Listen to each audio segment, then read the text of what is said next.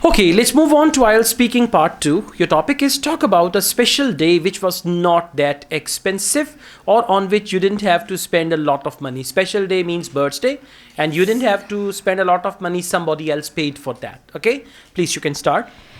Yes, I would like to talk about a special day on my birthday. Recently, I throw a party in my house for my students and family members and friends. I celebrate my birthday in my house. I celebrate with my students. Uh, because it is a not a big party. uh, I enjoy the lot of enjoy with all members. uh, Carry on, that's good. uh,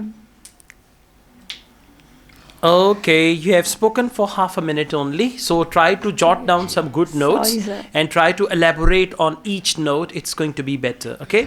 Let's go on. Speaking part 3. Why do people spend a lot of money on events like birthdays, weddings, engagement ceremonies, and all that?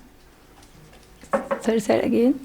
Why do people spend a lot of money on events like birthday event?